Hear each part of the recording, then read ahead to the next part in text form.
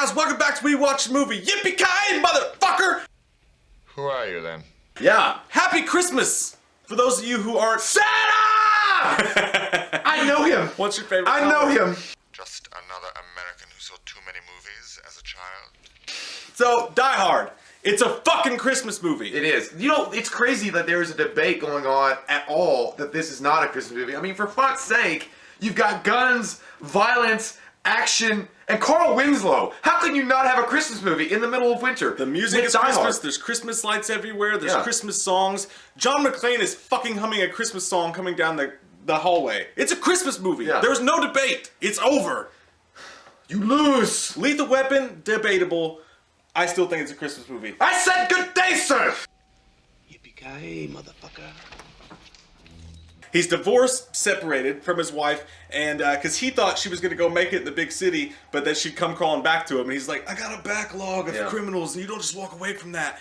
So, him and his wife are estranged. She goes to visit her for a Christmas party, maybe have some sex, maybe have some chicken, see where it goes, and Hans Gruber and a group of terrorists, don't call them terrorists, don't you call them terrorists, come in, take over the building because they want some shit, and one man alone must fight. He takes down 12 fucking terrorists at the Nakatomi Tower, and he does the work that the other cops should have done, and he does it by himself with no shoes and socks on. And I'll tell you what, I've never seen Sylvester Stallone or Arnold run around with no socks or shoes on broken fucking glass and still do the business. And Bruce Willis does this. You know what? This movie is one of my all-time favorites as far as action movies ever. It's a simple story. It's not like that. Oh, it's not overly complicated and stuff, but it is smart. It's progressive for its own time. Actually, Alan Rickman, the guy that plays Hans Gruber, had said in an interview, and I read this actually last night.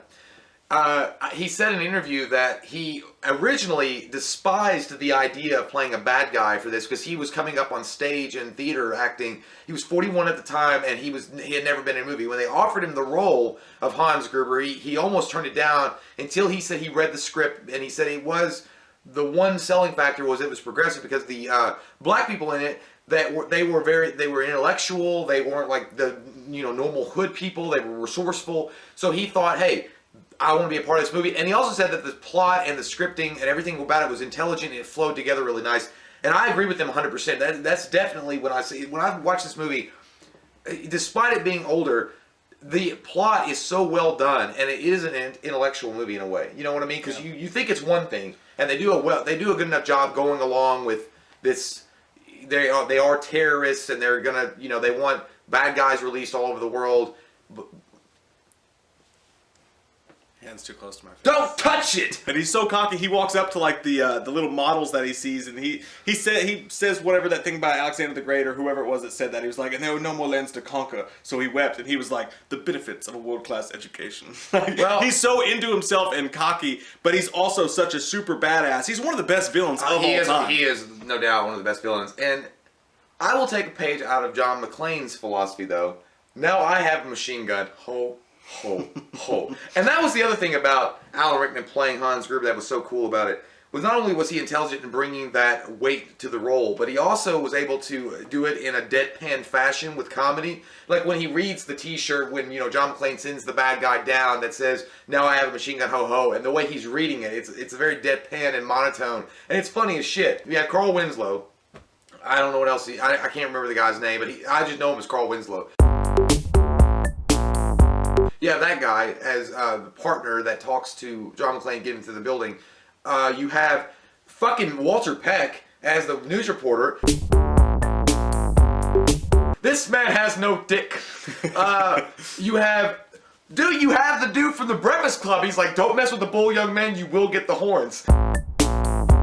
He's the asshole that lead deputy chief. And he plays basically the same character. Yeah. It's like if that principal went and was promoted to police chief, he'd be that exact same character. Yeah, every little tiny detail of this movie is fantastic. The two FBI agents, it's Agent Johnson and Agent Special Johnson, so they're Johnson & Johnson. I don't know if that was on purpose or what. Relation. And then I love when they're, because they're basically like, Hans Gruber always accuses John McClane being cowboys. Well, these FBI guys are cowboys. They don't give a shit. They're like, we probably lose like 20-25% of the hostages and take out the bad guys. And that black dude's like, I can live with that. He's flying that helicopter. He's like, this shit reminds me of Saigon. And he's like, I was in fucking middle school, dick. I don't know. It's cool, man. It was so cool. Like those lines. Fun fact that you might not know: the guy in the sewer that's working on the lights, and they're like, shut it down. He's like, I lose my job, man. And he's like, just fucking do it. That guy, the dude, I was like, I know that guy from somewhere. Where do I know him from? You know who he is? He's the dad in Scary Movie. He plays Cindy's dad, or he's like, honey, I'm going away, or whatever. Just every little person in this movie is in a bunch of stuff. They casted it so fucking well. Booby. I don't know his actual name. I call him Booby. Ellis. He's such a dickhead, dude. He's the perfect dickhead. And there's so much cool stuff about this, but I want to talk more about Bruce Willis and why this movie made him like fucking stand out for all time as John McClane. Because he's the everyman. He is the everyman, and that's the thing. And not only is he the everyman, he's the action hero that we've all wanted and needed. He's not the actual hero we deserve, but we needed. They even reference in the movie Rambo and Schwarzenegger at different times, and the whole point of him was he doesn't look like Rambo and Schwarzenegger. Like he's in decent shape. He was in Moonlighters. Yeah, but he's just a normal looking dude put in this crazy ass situation. He has to deal with it. But like you said, back then in all these action movies, it was Stallone and these larger than life heroes. This was a guy everybody could fucking relate to. But, and I want to go on a little tangent here, just a tiny one, just a little one. Okay. Just a tip. Like your dad. Yeah. Sorry, Hans, wrong guess. Would you like to go for double jeopardy where the scores can really change? Just a tip. This movie, he wasn't the first everyman hero, okay? There was Mel Gibson's character in Lethal Weapon, and this movie has way more ties to Lethal Weapon than anybody ever gives it credit for, and I know you disagree with me on this. I could feel it earlier in our conversation. I do a little bit. From your soul. I do a little bit, because I know you have a constant hard-on for Mel, and you always like want to have Lethal Weapon involved. Yeah, I do. I get it. That's okay. My dick's Lethal Weapon. True. But I get it. Lethal Weapon, and this movie ties a lot into Lethal Weapon, because those guys were everyman guys, too, and they were put in crazy situations. Well, I would... Okay, Danny Glover, definitely. Mel Gibson's a good-looking guy, though. I mean, it wasn't like he was struggling. But look at like his size. Like this, I'm saying like the size of him. Like he's not this huge action hero, but he's this badass dude. And not only that, there's 100 ties to Lethal Weapon in this movie. Number one, the Christmas thing. Obviously, Lethal Weapon. People argue about it less whether or not it's a Christmas movie. But the first scene in the movie, she's jumping off everything's Christmas lit and shit. Also written by Shane Black. This one's directed by John McTiernan, who directed Predator, which was also written by Shane Black. There's a bunch of ties into shit like that. And not only that, but the relationship between Bruce Willis's character and Mr. Winslow is they make it so much like the relationship in Lethal Weapon. At one point when Bruce Willis is pulling that fucking glass out of his feet, you can sense that I swear to God, it's the Lethal Weapon music comes on. It might as well have been that meow meow. Yeah. He's pulling it out and he's worried that he's going to bleed to death and he's scared. So instead of that, he talks to Winslow and he's like, hey man, you got flat feet or something? He's asking him about him. He's putting the focus on him because he's so worried about himself and the relationship they have together. Not only that, but at the end of the movie when they get down there together and they hug, and of course the bad guy comes out who looks identically a lot like Gary Busey's character, and at the very end he's still alive and pulls out a gun. Carl Winslow's character shoots him with the Magnum, and it looks just like Danny Glover's gun, and it's the same exact ending. I don't know. I felt a lot of Lethal Weapon for the first time ever. I noticed all the correlations to Lethal Weapon in this movie. So I just want to give that. Thank you for your response. It was okay, 2.5. And okay, the reporter lady is the therapist from Lethal Weapon. So 2.5 minutes. I apprate it. Suck a dick. We all feel dumber for having listened to it. Not once were you coherent. It's a Billy We're all down. Yeah. No, I get it. There are some ties to it for sure. And Lethal Weapon don't get no respect. Lethal Weapon gets tons of respect. No, it doesn't. Yeah, it does. No, it's not like a fucking 9,000 on Question of the IMDb. day: which movie gets more respect, Die Hard or Lethal Weapon? That's you can't ask that question. Suck me. That's like saying I'm not gonna do that. Suck me. Couldn't even find it.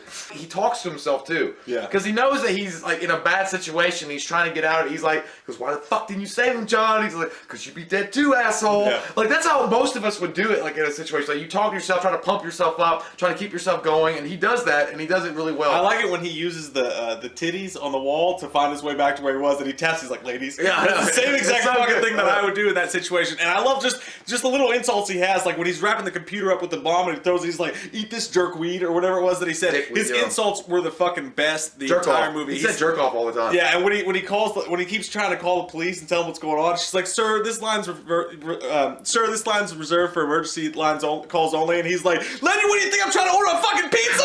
It's the best. Even when he was like watching when he pulled the fire alarm on the 34th floor and the firemen are coming, he's like, yeah, you beautiful. He goes, "Cause you're fucking Dalmatian." Listen, asshole. He goes, "I didn't get butt fucked on TV in front of like millions." Next time you have a chance to kill someone, don't hesitate.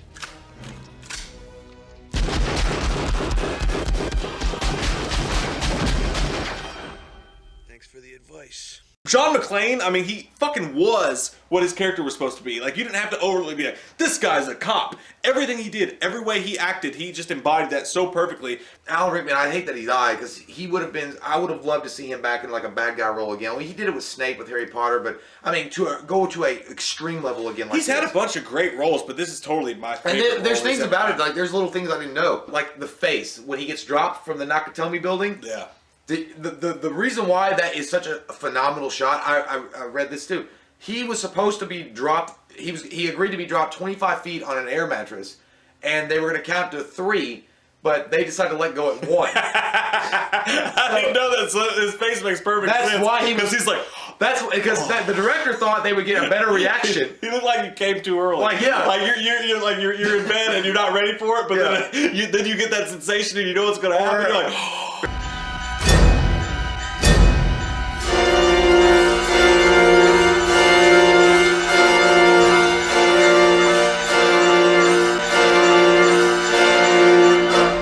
That's not a hostage. I knew it was coming. I was going to go with the fact that you're on the toilet and you whipped an asshole. Like, no, or you're sitting at your desk at work and you just think you let out a secret fart and like you feel the wetness. You're like, and that music comes on too. That dum. That's exactly what it is. But that was what happened. Like that's why that is one of the most iconic moments in any movie ever. Is because those assholes, those directors, which God bless them for doing it. They thought they were going to get a better reaction from Alan Rickman if they let go on 1 and not 3, and he was expecting 3.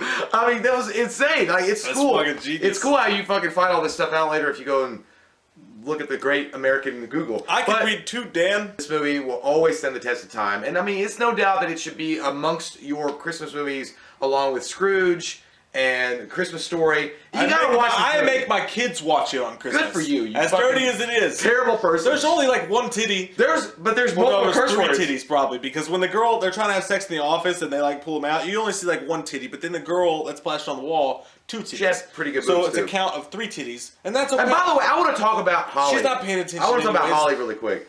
Fuck that bitch. As far as the movie goes, because when he comes all the way to California with a teddy bear, and he could have got some ass on the airplane if he'd wanted it, which he didn't because he was still quote unquote married, and then he finds out that she changed her name to Gennaro, her maiden name. Oh my God, dude. Yeah, but he was kind of a dick too, man. Like he openly admitted he was like, I let her go because I just thought she'd come crawling back because I never thought as a woman she'd make it. He didn't admit that. Was what Argyle was saying. No, he said, as I said, you're very perceptive. He just he admitted it. He was entertaining him. He wasn't like saying he admitted it. He wanted a wife that when he came home, she would have him dinner on the stove and they would just live this median lifestyle. He did She not. wanted to be fucking rich. No, he didn't. She said it when they were arguing. She was like, I know exactly what kind of idea you have of our marriage, John. He's like, yeah. All right, you know what? I feel like we're fighting like this now. I love that one scene though when they get in the argument and the girl comes in. You ever been arguing? Oh yes, I fucking hate that shit. You're arguing with your girlfriend or your wife or whatever it is, and you're having this fucking argument, and you know that you're being a dick. And their fucking friend walks in the door. And then someone walks in, and they just stand there, and he's like, hi. I know. He's like, such a dick, bitch, but it's bye. Yeah, but and I like the way he acts after she leaves, because he's being a dick. Like, he's being a real dick. Know. But then when she walks out, he's like, God, John, you're so stupid, real mature. Like, that just adds to the everymanness that is his character in this movie. That's why people love it so much. I think that, you know what, that would be the first thing that popped in my head. My ex-wife's a whore, but if I ever fucking talked to an ex or a girl that I was estranged with and be like, I was married to and we were estranged, the first thing I noticed is, Gennaro, you went back to your maiden name and we're married with kids? And the first thing I do is walk in the door. I was like, I got this fucking teddy bear for you. Okay? I got this fucking teddy bear. And 3, that Ellis dude wants to fuck you and you're acting like you don't notice it. So why don't you go fly a fucking kite off a cliff I feel like something that's been lost in the 2016 shittiness of today is this sounds weird, but like male. I think you put my hat inside out. Friendship from bitch. I didn't make your hat. Yeah. All right. I bought it at a fucking store. It was your responsibility to put it on correctly. You fucking asshole. It is incorrect, and I did notice that 10 minutes ago, and I didn't say anything about it. Well, I did notice that your breast stinks. Speaking of which, I forgot to brush this morning. Speaking of which, gives you a minute. I realized it like 5 minutes ago. I was like,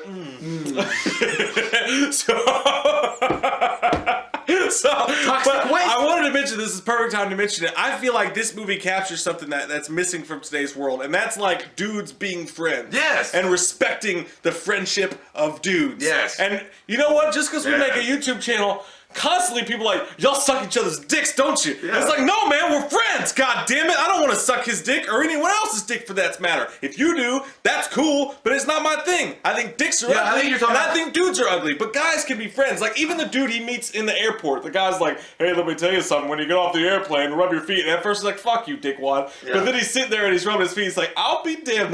He's like, make toes, or he's like, make fists with your toes. Yeah. But not just that, but his relationship with the cop. And cops are more likely to be friends and stuff like that anyway. But just, I don't know, interactions with guys, like on a general basis, villains, good guys, whatever, it's all changed so much over the past 20 years. Yeah, I don't want to get on a political rant about it. But no, I'm just saying back then, this movie encapsulates the way that guys interact with each other, whether they hate them or they like them, is so different. And if you question whether or not somebody can be your friend, a family member, maybe an in-law, put on Die Hard during Christmas, and when they walk in the door, they're all going to go, oh, fucking Die Hard, man, this is awesome. And they're going to sit down and watch it with you, they're going to go, is this appropriate? It's like, is that door appropriate? Get the fuck out! Steven, get the fuck out of my house! The action, the death scenes, not only is the top bad guy badass, but the Germans, every single one of them has some sort of personality to them, and they still don't recreate that well in movies. Like, the dude with the Fabio hair, he's such a dick. But like his death scene, the way that they put out that whole fight scene was so badass. I love that adds to every Bruce Willis was like, when he was fighting that dude, he was like, I'm gonna fucking eat you. He's like, I'm gonna fucking cook you, then I'm gonna eat you. And then he throws that chain around and chokes his ass before he rescues the hostages. And now, also, I want to say something really quick, but the one guy in particular, one bad guy, he always like got on my nerves or something because of what he was dressed like. And I know you shouldn't be worried about what they're dressed like, but why the fuck was he wearing jogging pants and a gray jogging shirt? Guy. The fire has been called off, my friend. I promise I won't hurt you. No, it's like they went to the... I'm not going to hurt you, like, I promise. Yeah, but they just like went to the Y. He looked like he could hey man, you wanna go around? Uncle in Home Alone. I know. And Die Hard's been ripped off 1,000 times. I mean, like 1,000 times. Like if you go back and look at it, any time that they take any kind of guy, make him one-on-one in this crazy situation, Olympus has fallen. I mean, it's fucking endless. You can name all day. They're not direct rip-offs of it, but it was born from that. Yeah. And it's the best thing ever. And the best thing about John McClane is that he's not fucking Steven Seagal. Steven Seagal's a guy, like, his movies are great, but... Well, he's not a cop from Louisiana. His old movies are great, but, you know, he never got hit. He never got fucked up. John McClane puts his life on the line and gets a new scar every time he takes out a bad guy in this movie, and that's what makes it so fucking special. And it makes it so good. He's not better than everybody. He's not some super badass. He's an everyday guy, and he fucking the first guy he kills, the one dude when he breaks his fucking neck, falling down the steps, that just as easily could have been him.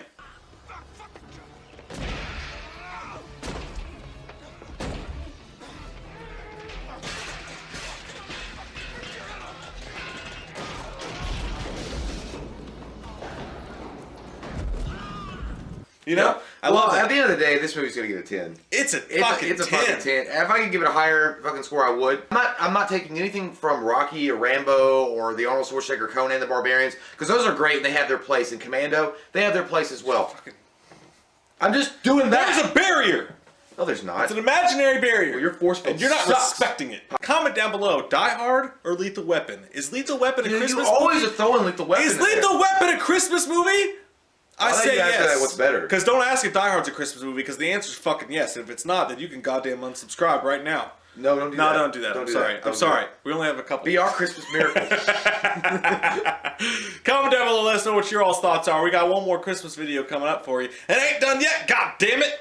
And, but if you don't watch that, because why would you, happy fucking holidays, and we hope you get everything that you wanted. You guys have a great Yippee-Ki-Yay day. In Jay's case, I hope you get those butt beads.